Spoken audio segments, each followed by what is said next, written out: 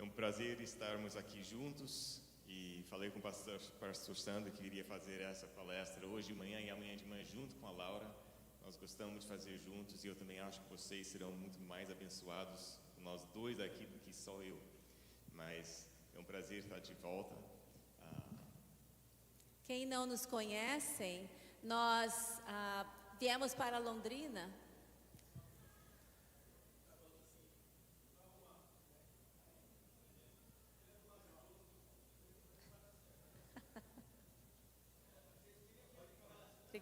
Obrigada. Nós somos muito gratos. Pelo pessoal que trabalha lá atrás, né? A gente dá bastante trabalho para vocês. Que bom, obrigada, viu? Eu e Jeffrey, nós viemos para o Brasil. Eu sou de São Paulo, capital, e ele cresceu em Panorama, no estado de São Paulo. O tio Max, pai dele, construiu o acampamento Panorama, depois construiu o acampamento Shalom. Então, para quem não conhece, e nós nos conhecemos e viemos para Londrina ajudar a implantar essa igreja. Nós chegamos 1 ano e meio depois do começo, ficamos aqui 22 anos, pastores de jovens, depois discipulado, ministério com mulheres, ministério com casais jovens, e tem sido um privilégio fazer parte da CONIM todos esses anos. Queria agradecer ao pastor Sandro pela segunda palestra, a SAT, porque a primeira foi o pastor Messias ontem à noite.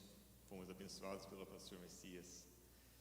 Algumas coisas que o pastor Sandro falou encaixam perfeitamente do que nós queremos compartilhar nos próximos 30 minutos. E eu escrevi algumas anotações aqui. Como está a minha tenda de encontro com Deus? Uma pergunta para todos nós. E uma coisa que vai encaixar muito bem no que nós vamos falar, outra coisa que ele falou: não queremos manipular a divindade. Então, muito obrigado, pastor Sandro, por essas palavras. E que o nosso chamado para trabalhar na Igreja de Jesus Cristo é um chamado profundo. E a primeira coisa que nós temos que cuidar é de nós mesmos. E é isso que nós vamos fazer nesses próximos minutos. Depois de tantas SATs que você talvez já veio, já ouviu muita coisa, todos aqui dão palestras, pregam, fazem estudos bíblicos, todos nós fazemos isso talvez há décadas. Mas o que nós queremos para nós e o que nós queremos para você é uma oração de 3 palavras. Senhor, fale comigo. E pode ser em qualquer momento durante esses dias. Pode ser numa conversa lá fora que você tem com alguém, que vai ser uma coisa que o Espírito Santo vai usar. Mas essa é a nossa oração. Senhor, fale conosco, fale comigo. Pode pôr o primeiro slide, por favor? Não, it's not going. Senhor, fala comigo. Nós participamos de tantos cultos, tantas convenções, tanto momento de oração, de louvor, e que às vezes a semente precisa cair num solo fértil. Então essa é a nossa oração, que o que seja feito aqui sempre tenha valor eterno. E eu achei tão interessante ontem quando o pastor Carlos usou o Salmo 78 e 72, porque era exatamente isso que Deus tinha colocado no nosso coração. E hoje nós vamos então compartilhar a primeira parte desse versículo, que é que Davi os guiou com integridade de coração. Ontem à noite o pastor Messias falou que 75% de pastores e líderes não terminam bem. Me assustou esse número. Tanto a importância de nós liderarmos com integridade de coração. E amanhã então nós vamos falar dessa segunda parte, que é as mãos habilidosas. Mas esse E, que está em azul, é interessante a importância desse E. Nós vamos estar falando sobre essa intersecção também. Se você está com a sua Bíblia, ou no telefone, ou Bíblia desse daqui, abra para Salmo 78, por favor. Nós vamos concentrar naquele último versículo, mas antes vou ler o comecinho desse Salmo 78. Povo meu, escute o meu ensino. Escute o meu ensino, incline os ouvidos para que eu tenha a dizer. Em parábolas abrirei a minha boca, proferirei enigmas do passador. O que ouvimos e aprendemos do passado, o o que ouvimos e aprendemos, o que nossos pais nos contaram. Nesses versículos, olha só a nossa responsabilidade de passar o que nós recebemos para a próxima geração. Versículo 4. Não os esconderemos dos nossos filhos, contaremos à próxima geração os louváveis feitos do Senhor, o seu poder e as suas maravilhas que fez. Ele decretou estatutos para Jacó e em Israel estabeleceu a lei e ordenou aos nossos antepassados que a ensinassem aos seus filhos, de modo que a geração seguinte a conhecesse e também os filhos que ainda nasceriam, e eles, por sua vez, contassem aos seus próprios filhos.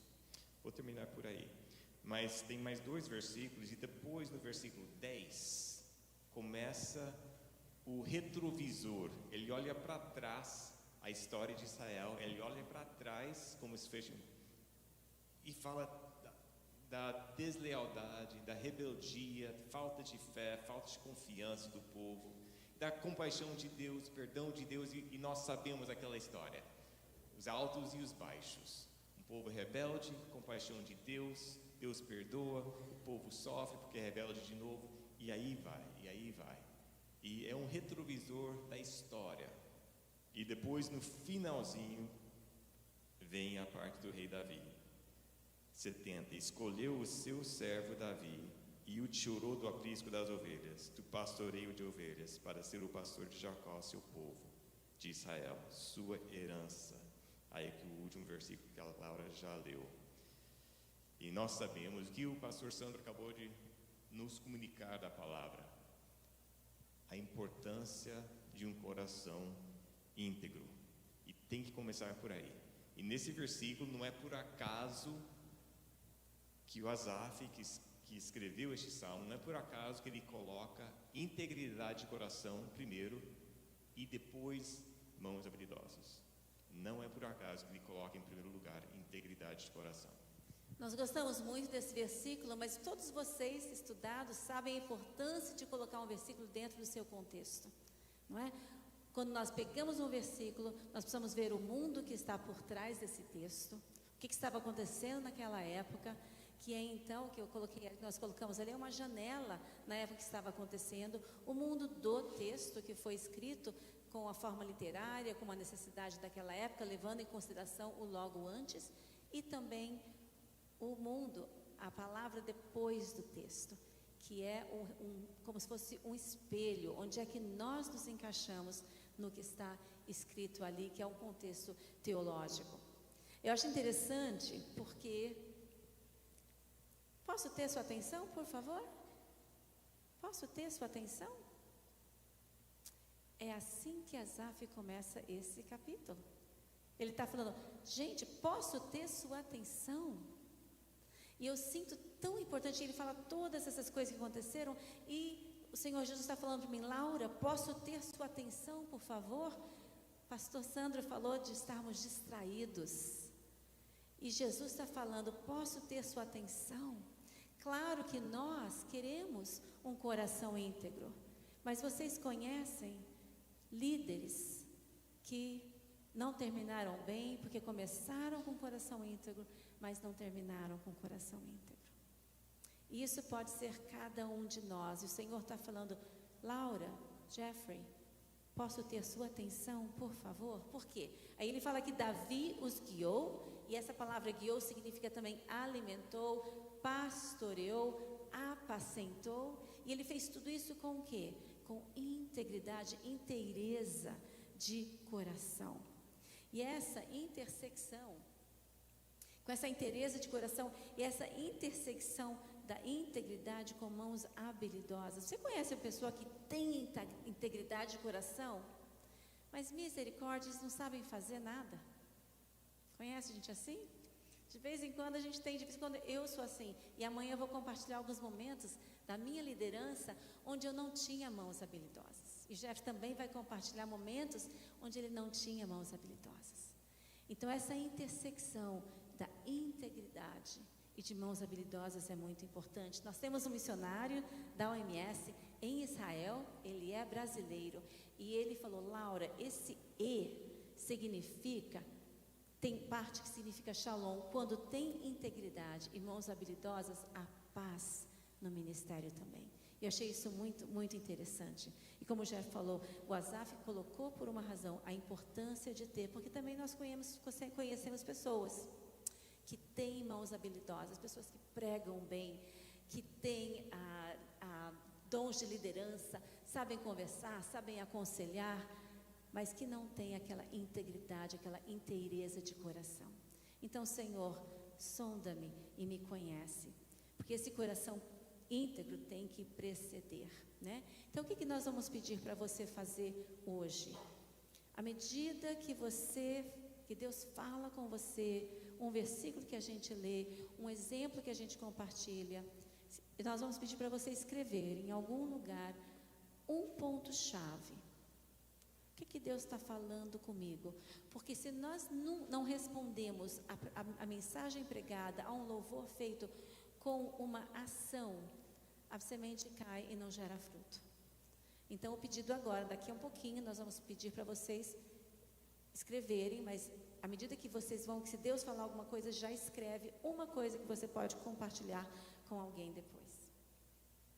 Laura usou a frase inteireza de coração. É isso que nós queremos, inteireza de coração para com Deus. Inteireza, Laura falou, não é inteireza, inteireza. Então, estava praticando essa palavra. Inteireza. Acrescentaríamos a palavra santidade. E santidade não quer dizer que não erramos, que não pecamos, que não confessamos. Sabemos todos como Davi pecou. Muito feio o que aconteceu com o rei Davi. Mas ele também voltou para Deus e confessou.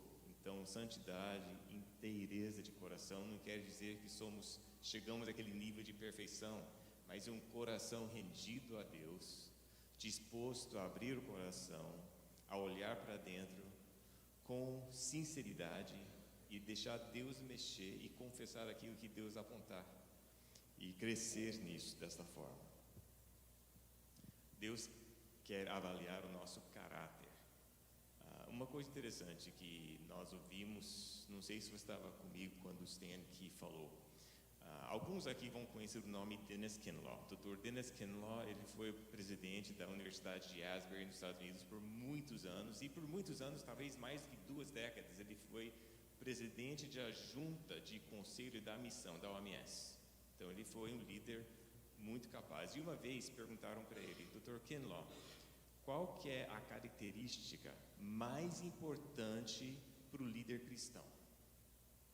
E o Stan aqui, que fez essa pergunta, ele estava pensando, puxa, agora eu vou ouvir uma coisa profunda do Dr. Dennis Kinlaw.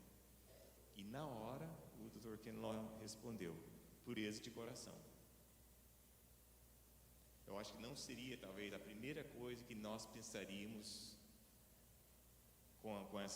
em responder em relação a essa pergunta. Pureza de coração. Como é que começa essa integridade? Tudo bem que Deus nos chama a uma parceria, a obediência, como o pastor Sandro falou, que antes de uma promessa existe um convite, existe uma obrigatoriedade de seguir alguma coisa. Nós fazemos parte de ter essa integridade de coração, mas a gente sabe que todo dom perfeito, qualquer coisa boa que vem do céu. Do alto, do Senhor Jesus. E nós precisamos pedir para Ele, Senhor, sonda-me, Senhor, e me conhece. Vê se há em mim algum caminho mau. Como é que a gente pode começar? Senhor, aonde é que eu preciso? Traz aquela luz. Ele é a luz que lida com o nosso lado sombra. Então, essa inteireza de coração começa com Deus. Não é tentar. Eu vou tentar praticar Colossenses. Eu vou colocar a bondade, a misericórdia, eu vou tentar. Não, vem tudo do alto e nós vamos começar com Deus. Então, vamos orar. Senhor, nós chegamos na Tua presença pedindo inteireza de coração, pureza do coração. Vem, Senhor, fazer aquilo que só o Senhor pode fazer. Vem trazer à tona tudo que precisa ser mostrado, Pai. Nós te pedimos no nome de Jesus.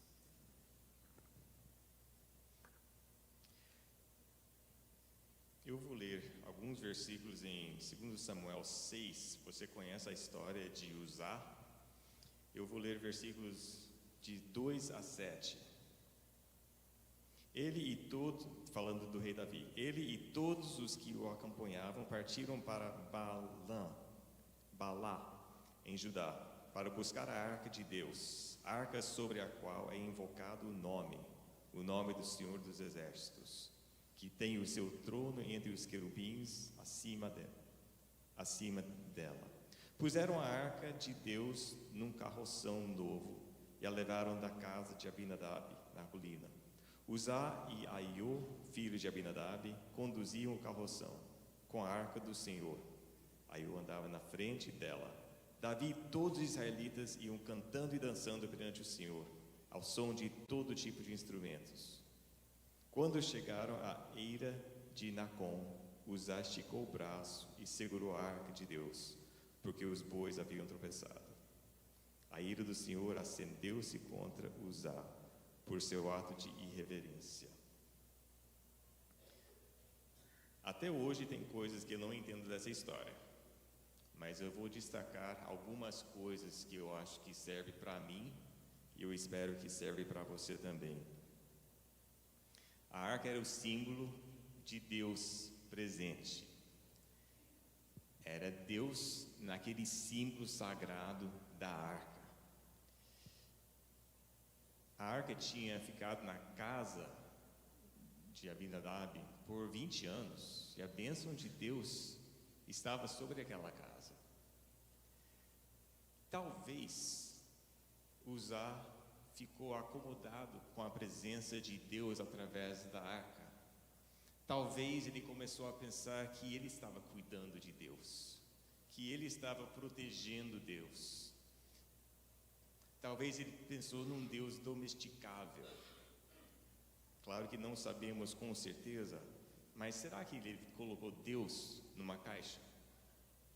E que Deus era aquilo e ele tinha que proteger Deus, tinha que proteger a reputação de Deus, tinha que proteger, a reputação de Deus. Talvez ele pensou algumas coisas assim. Perdeu uma reverência ao Deus Santo e Todo-Poderoso. E eu acho que existe aqui um perigo para nós, ministros, líderes da igreja. Às vezes nós podemos cair nessa tentação ou neste pecado, de achar Deus da Bíblia, ou a gente tenta proteger ou responder por Deus, sabe? Quando uma pessoa vem com dúvidas sobre Deus, por que Deus permitiu isso, por que Deus fez aquilo, e nós achamos que temos que defender Deus. Nós não precisamos defender Deus.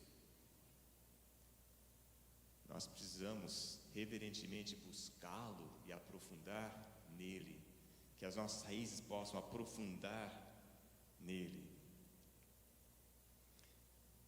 A arca de Deus, para usar, talvez não representava mais Deus, mas como ele podia usar Deus ou cuidar de Deus. Ele estava gerenciando as coisas religiosas. Ele reduziu Deus a um Deus domesticável. Então, acho que é um perigo para nós reconhecermos essa tendência que poderíamos ter. Nós servimos um Deus do mundo, da galáxia, da eternidade. E nós não precisamos defender Deus. Então, acho que aqui tem um cuidado para a gente pensar em relação a essa história. Parte dessa inteireza de coração é o temor do Senhor. E nós, cuidado para nós não nos acostumarmos com esse Deus, não levarmos a Bíblia tão a sério, porque nós somos pastores, nós somos líderes, somos professores. Onde é que está aquele temor do Senhor para nós não nos acostumarmos? A gente começa com a razão certa. Uzá começou com a razão certa, mas no finalzinho ele falou, quer saber? Tudo bem, não é para ser carregado numa carroça, né? É para ser carregado nos ombros de levitas, mas esse aqui é mais rápido, é melhor.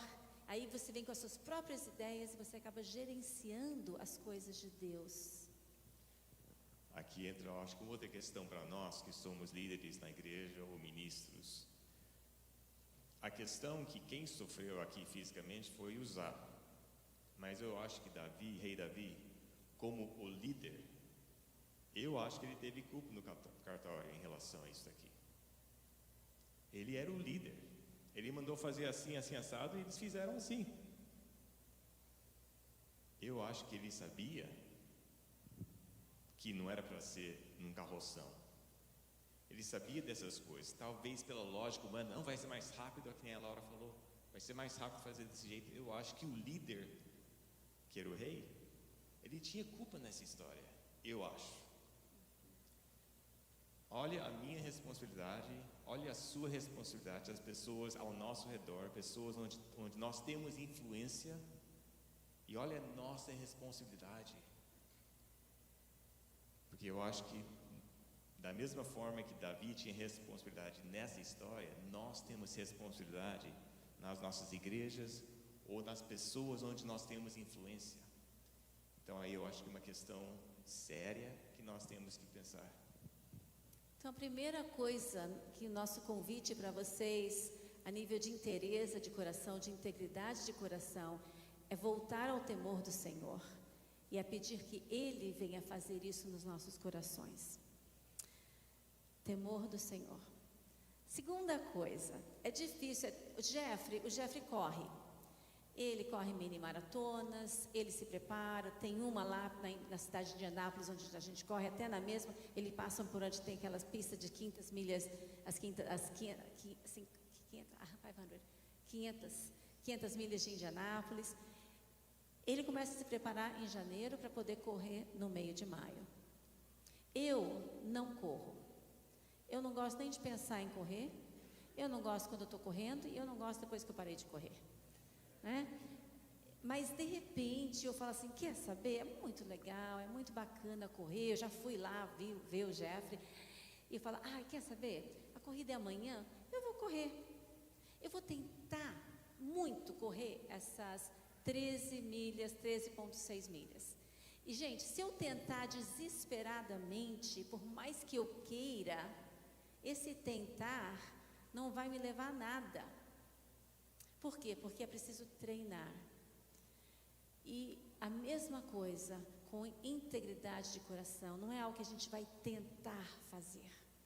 É algo que para que nós possamos ter isso, nós precisamos treinar. E como é que nós treinamos? Existem vários processos, um deles a gente fala que é a autorreflexão mesmo.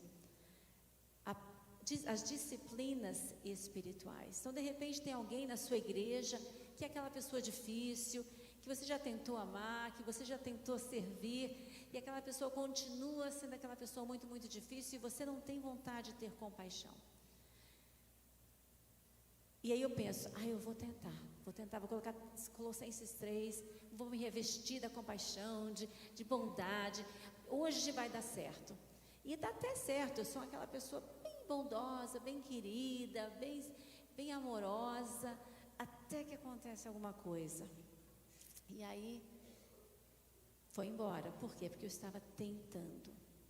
Agora, quando eu me coloco na presença do Senhor, diariamente, Senhor, vem sondar meu coração, passo momentos de reflexão, de oração, de escuta, de confissão, escrevo, me coloco na presença de Deus e faço isso consistentemente, de repente, eu sou uma pessoa mais bondosa. De repente, eu sou uma pessoa que perdoa. Por quê? Porque eu passei horas e horas, dias após dias, na presença do único que pode transformar o meu coração. Então, o temor do Senhor começa lá, mas depois eu tenho que ter a disciplina de me colocar no lugar onde Deus pode fazer a sua obra na minha vida.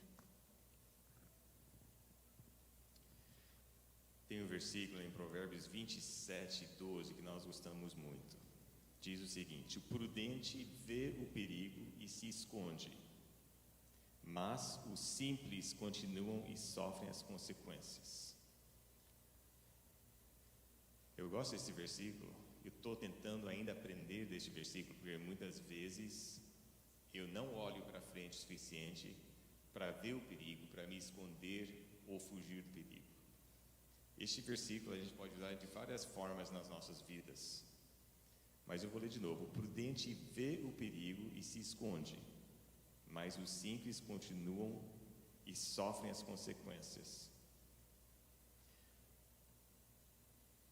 Eu acho que no ministério nós podemos ver dificuldades pela frente ou problemas e podemos tomar certas atitudes ou ações ou passos para evitar ou esconder dos problemas. Talvez não. Algumas coisas a gente tem que enfrentar com certeza, mas nós temos que ser prudentes, e eu acho que esse versículo para mim tem sido importante. Não sei se você consegue pensar numa situação onde isso seria verdade na sua vida, mas o esconder-se tem a ver com a ação. Quais são algumas coisas que você pode ter que fazer para evitar o pecado ou a tentação? Eu acho que é um fator para nós. Quais são os perigos? Uma coisa que eu passei nos últimos 2, 3 anos e eu nem vi na minha vida. E a Laura, conversando com ela me ajudou a ver. Puxa, eu tinha um certo orgulho aqui dentro de mim que eu não tinha visto e não queria enxergar. Eu cobria bem esse orgulho com humildade, mas estava lá dentro. E eu precisei confessar isso a Deus. Mas demorou para eu entender e aceitar que estava lá dentro, mas estava. Então, são coisas que nós, ministros e líderes na igreja, às vezes, a gente tem que parar e deixar o Espírito Santo vasculhar mais profundamente, porque eu não queria enxergar certas coisas na minha vida, mas estavam lá. Qual é o perigo na sua vida agora? Se eu fosse ter um momento de 1 a 1 com você, eu falasse o que está acontecendo na sua vida que é um perigo. É uma certa pessoa que te chama a atenção e não é o seu cônjuge? São situações onde você não está orando o suficiente, mas está tomando decisões? Qual é o perigo? Que você não é uma pergunta para não ser parada para pensar. Eu quero que você pare e pense: Senhor, qual que é o perigo? Não é que você está fazendo, mas você está vendo o perigo na sua frente. Eu não estou tendo, de repente, mais aquele meu tempo de silêncio na presença do Senhor. Estou lendo a Bíblia, estou fazendo meu devocional, mas eu não estou tendo aquele momento de santificação, de exame mesmo na presença do Senhor, porque acaba virando aquele que a gente chama de ler a palavra, porque faz parte do meu ministério, preparando para uma mensagem, não é? Você tem aquele momento de discernimento, onde você escuta o Senhor falando, além de interceder nesse momento de oração, onde você escuta Ele falando. Eu estava num congresso, a pessoa estava falando sobre perdão, e de repente Deus me trouxe à mente um nome. Na verdade o nome dela é Adriana, ela é de Londrina, não é cristã, é alguém que fazia parte de uma área de dar aula de inglês aqui que eu fazia quando eu estava em Londrina. E Deus falou: Laura, você lembra da Adriana? E eu tive que parar e pensar, e eu sabia exatamente o que Deus queria, porque quando eu estava conversando com a Adriana uma vez, eu falei mal de uma outra mulher. Mudei-me, fui para os Estados Unidos. 13 anos depois, eu estava ouvindo essa mensagem. E Deus falou comigo: Laura, você precisa entrar em contato com a Adriana. Você precisa confessar aquele pecado. Porque isso significa inteireza de coração, pureza. Você não pode se dar o privilégio de pensar: essa parte da palavra não se encaixa em mim, porque em nome de Jesus eu declaro que eu já estou bem com Ele, já confessei para Ele. O que é isso? Isso é fazer como Uzá fazia. Eu pego a palavra de Deus e uso do jeito que eu quero, em vez de lembrar do temor dEle e a obediência dessa palavra. E então eu falei: Senhor, nem sei, não tenho WhatsApp dela, não tenho contato nenhum. E comecei a orar: Senhor, me traz de alguma forma para eu entrar em contato com a Adriana. E vi que ela ela não fazia parte do Facebook quase, eu vi que ela não tinha contato, mas eu tinha uma maneira de entrar em contato com ela. E eu mandei. Falei, Adriana, lembra da Laura? Anos atrás, você lembra que a gente estava sentado numa padaria? E eu fiz um comentário sobre a Rose? E eu queria falar para você que foi errado, que foi pecado. E eu queria te pedir perdão por ter falado sobre ela. Pois entrei em contato com a Rose também. Não é fácil. E ela respondeu, Laura, eu me lembro exatamente onde nós estávamos. E aquilo de você ter falado mal de uma outra pessoa ficou comigo. E eu quero falar para você que eu te perdoo. Obediência para ter inteireza de coração. Então eu queria que você parasse e pensasse. Vamos fazer de conta que daqui a 5 anos o seu ministério acabou.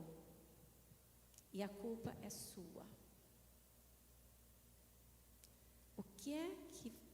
Por que vai ser isso?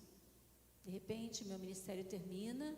Laura e Jeffrey tinham um ministério na OMS, na sede da missão, com missionários, mas olha, ele teve que pedir licença do ministério, porque a Laura completa essa sentença. Aqueles 75% que não terminam bem. Aqueles 75%. E faz de conta que a culpa é minha, a culpa é sua. O que foi que aconteceu? Foi falta de estar na palavra e a gente se deu o privilégio e permissão de fazer o que a gente queria fazer? É falta de poder confessar e falar, gente, eu fui arrogante naquele momento, eu não te ouvi, eu não pedi perdão, eu não disse não a coisas na internet, a pornografia, a falar mal de pessoas. O que é?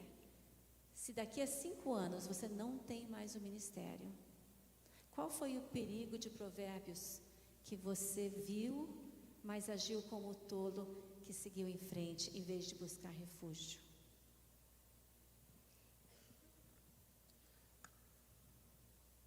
Dois comentários aqui para a gente finalizar. O primeiro é de uma mulher que já faleceu, passou pela Segunda Guerra Mundial num campo de concentração, Corrie ten Boom. Ela diz o seguinte: se o inimigo não conseguir te fazer pecar, ele vai te fazer ocupado. E o pastor Sandro falou: corre para cima, para baixo, anda para cá, mas não produz nada. Ele vai te fazer ocupado se não te conseguir de outra forma. E muitos de nós, você está num ritmo frenético para fazer as coisas de Deus, que não é ruim, mas cuidado para que esse ritmo de fazer a obra de Deus não acabe com a obra de Deus na sua vida. Só uma coisa que a Laura falou antes sobre aquele tempo de devocional que a gente priorize em relação ao tempo com Deus. Na minha vida, muitas vezes, eu tenho que sempre dar uma parada e me perguntar: eu estou tendo o meu devocional ou estou praticando a devoção? Porque muitas vezes na minha vida, se eu não cuidar, eu estou lendo a palavra para me sentir que eu fiz o meu dever, que eu estava com Deus, mas eu não estou praticando o ser devotado a Ele. Então muitas vezes eu tenho que voltar. É por isso que eu estou na palavra. Não estou na palavra para preparar mensagem ou estudo. Estou na palavra para me encontrar com o único Deus soberano. E para que essa palavra do Senhor não volte vazia, escreva um ponto-chave que o Espírito Santo falou com você e compartilhe isso ainda hoje com alguém. Senhor Deus, te agradecemos que Teu Espírito Santo não está só presente aqui no templo, mas o Senhor está presente em nós, individualmente e em nós como parte da Sua igreja. Te agradecemos porque o Senhor irá nos perturbar onde nós precisamos ouvir a Tua voz. E eu peço por mim e nós pedimos pelos nossos irmãos aqui obediência e coragem para ser obedientes nas pequenas coisas. Não nos deixe apagar a Sua voz suave que está cutucando uma certa área ou outra área das nossas vidas. Em teu nome oramos. Amém.